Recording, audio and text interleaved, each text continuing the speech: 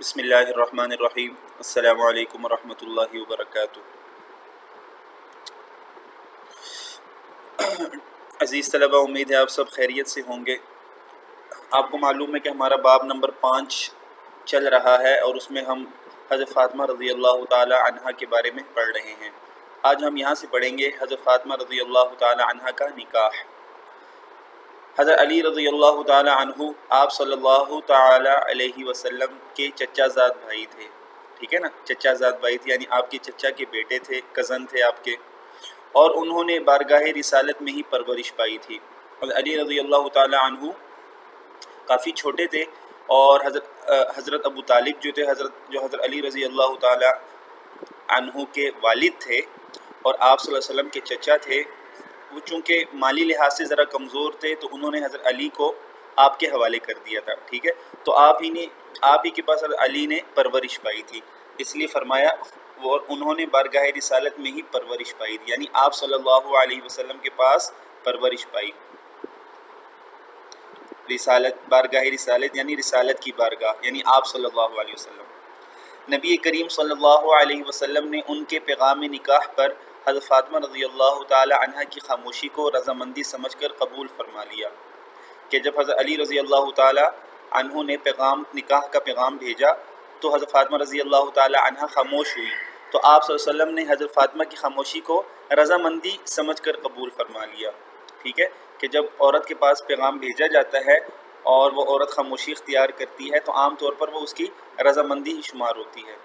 حضرت علی رضی اللہ تعالی عنہ نے اپنی زرہ بیچ کر مہر ادا کیا، ٹھیک ہے۔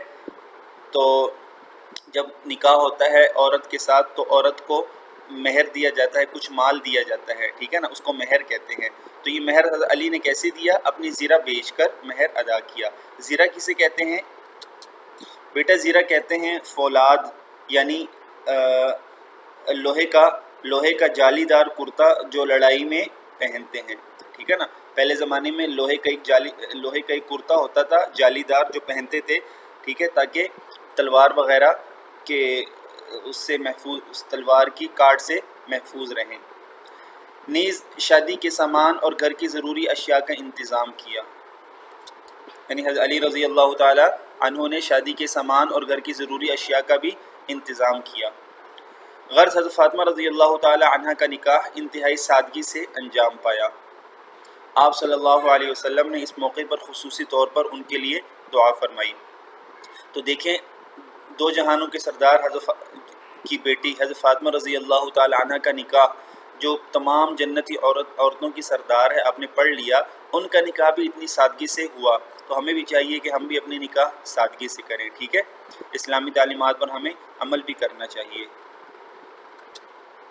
جی بچوں، آگے ہمارے پاس عنوان ہے حضرت فاطمہ رضی اللہ تعالی عنہ کا طرز زندگی۔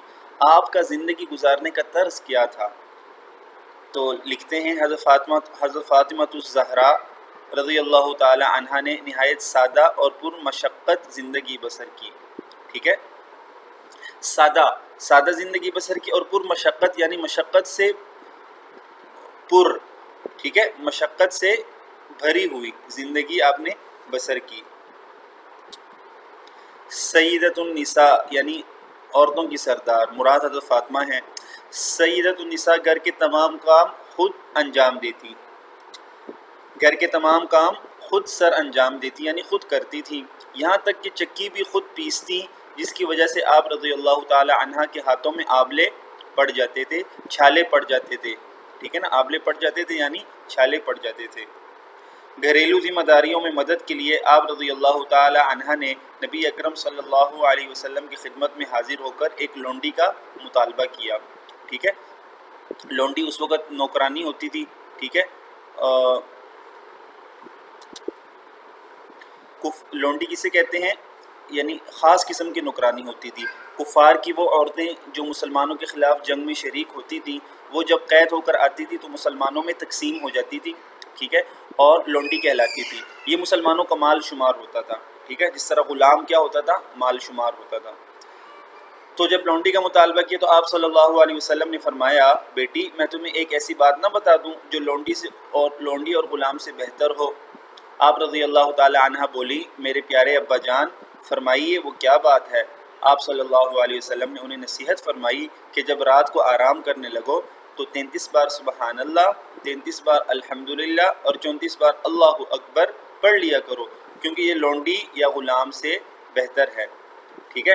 حضرت فاطمہ رضی اللہ تعالی عنہا نے اصرار کرنے کی بجائے انتہائی سعادت مندی سے فرمایا، میں اللہ اور اس کے رسول صلی اللہ علیہ وسلم کی رضا پر راضی ہوں۔ ٹھیک ہے، جیسی آپ کی مرضی ویسے میری مرضی۔